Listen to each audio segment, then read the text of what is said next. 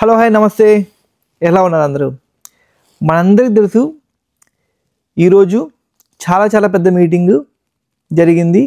అది కూడా పుతిన్ గారికి, అలానే అమెరికా ప్రెసిడెంట్ ట్రంప్ గారికి, అది కూడా అలస్కాలో. సో మనకి దీనికి ముందు ట్రంప్ గారు ఇండియా మీద, అలానే రష్యా మీద చాలా పెద్ద టారిఫ్లు వేసాడు. 50% టారిఫ్లు, అలానే మన ఆయిల్ కొనకూడదని, ఆయిల్ కొంటే చాలా తీవ్రమైన పరిణామాలు ఎదుర్కోవాల్సి వస్తుందని, అలానే సీజ్ ఫైర్కి రావాలని రష్యాని. సో ఇలా అసలుకు ఎక్కడ లేని నాటకాలన్నీ ఆడాడు మన ట్రంప్ గారు. బట్ ఈరోజు ఫైనల్గా ఒక మీటింగ్ అయితే జరిగింది ట్రంప్ గారికి, అలానే మన ప్రెసిడెంట్ పుతిన్ గారికి. సో ఈ మీటింగ్లో నిజానికి పూర్తిగా క్లియర్గా అన్డౌట్లీ డౌట్ లేకుండా పుతిన్ గారు గెలిచారు.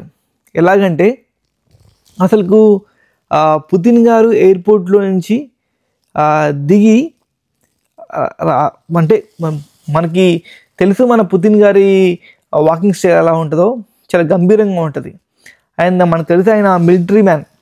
అంతకుముందు మాస్కోలో అంటే వాళ్ళ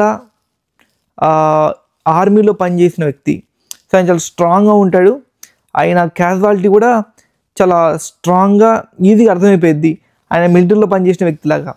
సో ట్రంప్ గారు మన రెడ్ కార్పెట్ మీద నిలబడి వెయిట్ చేస్తూ ఉన్నారు. సో ఆయన వస్తుంటే ఆయన రాకముందే షేక్ హ్యాండ్ ఇచ్చేసి, సో మనకు తెలుసు ఆయన బాడీ లాంగ్వేజ్ ఎలా ఉంటుందో మన అమెరికా ప్రెసిడెంట్ ట్రంప్ గారిది చాలా ఈజీ గోయింగ్, వస్తున్నాళ్ళే చేద్దాంలే అన్నట్టుంటుంది. బట్ ఈసారి మాత్రం వచ్చేది పుతిన్ కదా, కొంచెం ఒళ్ళు దగ్గర పెట్టుకొని కొంచెం ఆయన వచ్చేటప్పుడు క్లాప్స్ కొడుతూ 1 కిలోమీటర్ దూరం ఉన్నప్పుడే తన చేయిని చాపి షేక్ హ్యాండ్ ఇచ్చి మరీ ఆయన రెడ్ కార్పెట్ మీద ఆహ్వానపరిచారు. సో చూడటానికి అది నిజంగా చాలా ఫీస్ట్ లాగా ఉంది, చాలా బాగా అనిపించింది. సో వస్తుంటే ఆయన రెడ్ కార్పెట్ నుంచి వస్తుంటే ఒక B-2 బాంబర్ ఒక ఫ్లయింగ్ జెట్ పైనుంచి వెళ్ళింది. సో అది చూపించుకుంటున్నాను అనమాట, నా దగ్గర ఇవి ఉన్నాయి అని. సో అది స్టెలైట్ ఎయిర్ క్రాఫ్ట్ అది చాలా ఖరీదు ఎక్కువ. సో నిజానికి అది అమెరికా దగ్గర మాత్రమే ఉంది. సో ఒక ఫోటోషూట్ లాగా రెడ్ కార్పెట్ మీద నడుచుకుంటూ వెళ్ళారు. సో ఒక ఫోటోషూట్ అయితే తీసుకున్నారు, అయిపోయింది. దాని తర్వాత ఒక 3 hours పాటు ఒక కాన్ఫిడెన్షియల్ మీటింగ్ అయితే జరిగింది. అది కూడా ఒక క్లోజ్ డోర్లో, అంటే బయటికి మీడియాకి కానీ మీడియా పర్సన్స్ కానీ వాటి గురించి తెలియదు కూడా. సో అది అయిపోయిన తర్వాత వాళ్ళు ఒక నెగోషియేషన్కి వచ్చారు, కొన్ని విషయాలు మాట్లాడుకున్నారు. సో నేను అనుకుంటున్నా వీళ్ళు ఎక్కువ గురించి మాట్లాడుకుంది ఈ టారిఫ్ గురించి మాట్లాడుకుంటారు. అలానే ఈ సీజ్ ఫైర్ ఏదైతే ఉందో దాని గురించి మాట్లాడుకొని ఉంటారు. మేబీ ఇండియా గురించి కూడా వచ్చి ఉండొచ్చు, కొన్ని ఆర్టికల్స్ అయితే చెప్తున్నాయి ఇండియా గురించి కూడా మాట్లాడి ఉండొచ్చు ఖచ్చితంగా ట్రంప్ గారితో అని. నెంబర్ 3 పాయింట్ అయితే ఈ ఉక్రెయిన్ గురించి చాలా పెద్ద నెగోషియేషన్ అయితే జరిగింది. బట్ జరిగిన కొన్ని పాయింట్లు మాత్రం రష్యా వాళ్ళైతే అసలు ఒప్పుకోలేదు. సో వాటి గురించి మళ్ళీ నెగోషియేషన్కి అయితే రావచ్చు ఫ్యూచర్లో. బట్ ఈ విషయాల గురించి అయితే నిజానికి పూర్తిగా మన పుతిన్ గారు గెలిచారైతే మనం చెప్పుకోవచ్చు. ఎందుకంటే అందరూ అనుకున్నారు ఈ మీటింగ్తో మొత్తం చాలా క్లియర్ అయిపోయింది, చాలా డౌట్లు కూడా క్లియర్ అయిపోయింది. ఈ టారిఫ్ల గురించి, ఈ వార్ల గురించి అసలు కొద్ది రోజుల పాటు కొంచెం సైలెంట్గా ఉంటుంది ప్రపంచం అంతా అనుకున్నారు. బట్ అస్సలు పుతిన్ గారు తగ్గకుండా, so next meeting will be in the Russia అన్నట్టు ఆయన ఒక స్పీచ్లో చివరిలో మాస్కోలో ఈసారి నెక్స్ట్ మీటింగ్ కదా అన్నట్టు మాట్లాడారు. సో చూద్దాము అన్నట్టు ట్రంప్ గారు కూడా చెప్పారు. సో ఇదంతా పక్కన పెడితే నిజానికి ఈ మీటింగ్ వల్ల ఉక్రెయిన్కి నష్టమా లాభమా, అసలు ఏంది ఈ మీటింగ్ వల్ల ఉక్రెయిన్కి ఏదో ఒకటి ఉండాలి కదా, ప్లస్ మైనస్ అని. బట్ నిజానికి ఉక్రెయిన్ మాత్రం హ్యాపీగా లేదు ఈ మీటింగ్ వల్ల. అవుట్కమ్ లేదు.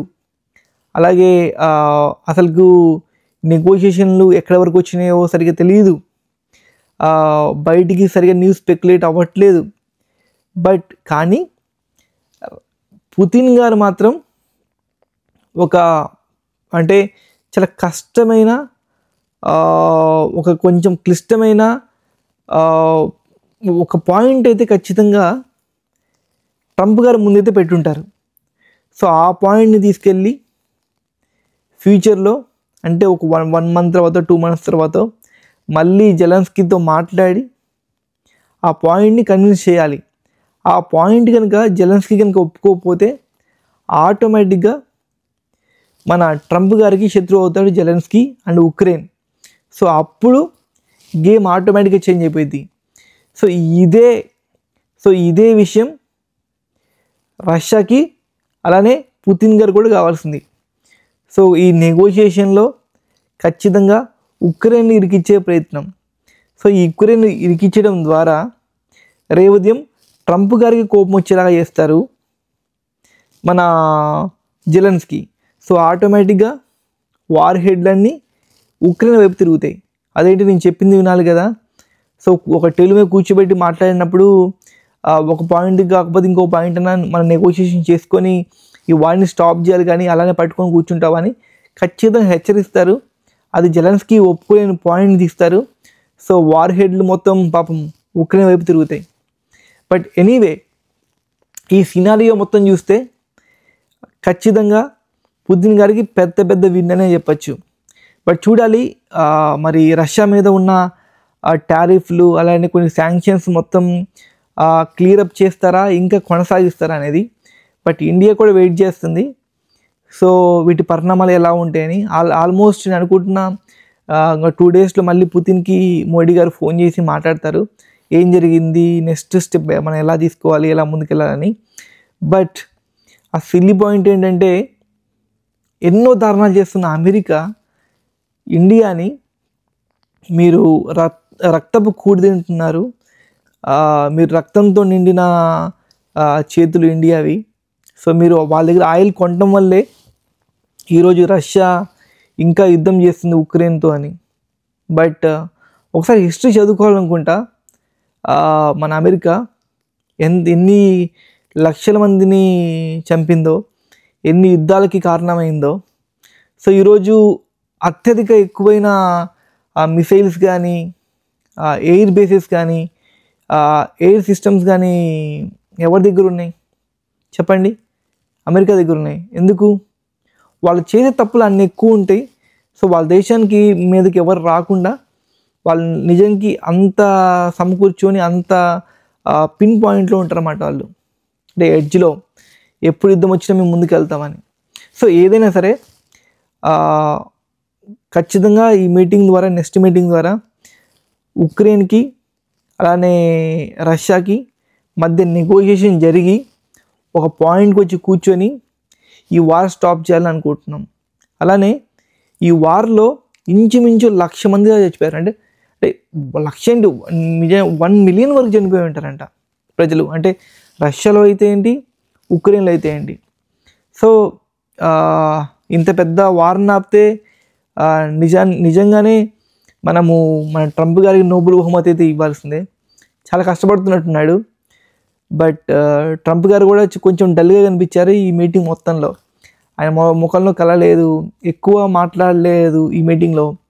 బేసిక్గా ఒకటైతే గమనించాను నేను ఈ మీటింగ్లో.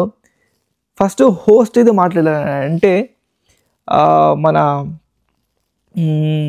ట్రంప్ గారు అయితే ఫస్ట్ మాట్లాడాల్సింది.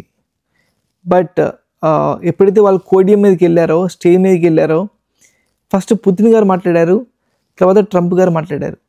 పుతిన్ గారు కూడా ఏం మాట్లాడారు? ఎక్కువ ఉక్రెయిన్ గురించి ఏం మాట్లాడలేదు ఆయన. ఉక్రెయిన్ రష్యా గురించి ఏం మాట్లాడలేదు. వాళ్ళ హిస్టరీ గురించి, వాళ్ళ కల్చర్ గురించి, హెరిటేజ్ గురించి, ఫ్యూచర్ డెవలప్మెంట్స్ గురించి,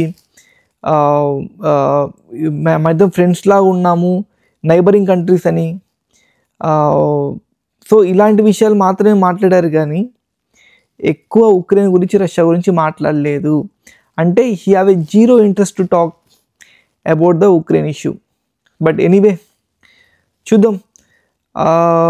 మరి నెక్స్ట్ మీటింగ్ ఎలా ఉంటుందో, అది కూడా రష్యాలో ఉండొచ్చు, మాస్కోలో మీటింగ్.